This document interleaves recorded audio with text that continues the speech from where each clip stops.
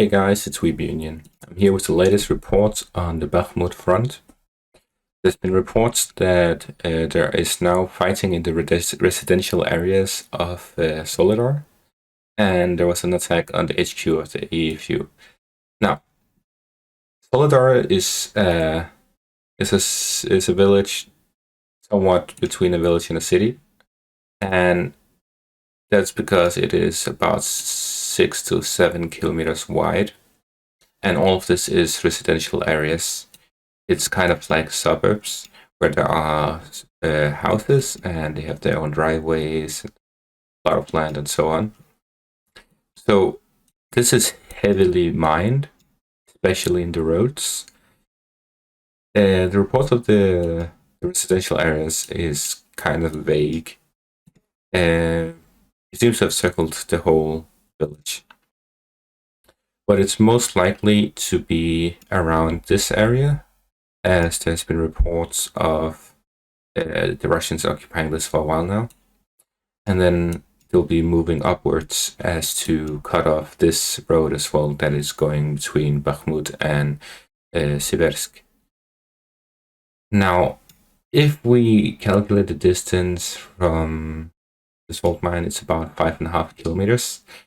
If we say, according to a soldier on the front line, it says that the advancements in Donbass region is very hard because there's a lot of mines.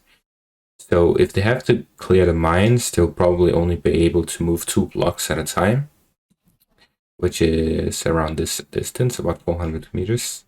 If we go all the way across, it'll take like 2 to 3 weeks. Then again, if the Russians manage to destroy the headquarters of the armored forces of Ukraine, then it's most likely that the Ukrainians' defense is collapsing, especially with the news recently that the Ukrainians are actually falling back from the village. Then, if that's the case, then it's most likely that they can cover about 1 to 2 kilometers a day, which will make it 2 to 3 days, between 2 to 3 days in a week.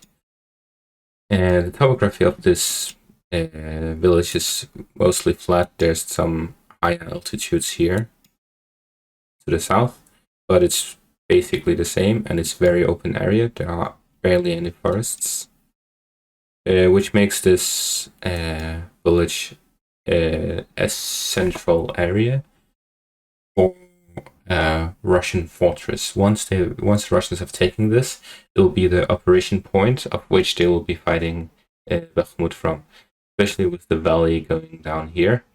They'll be able to take the area across from over here and just shoot any vehicles that go through, while mounting any attacks that go through this area, this open field, leading all the way to Bakhmut. Their targets will most likely be all the villages on this side of the valley. So this one will be cut in half, while this one will be taken and this will be taken.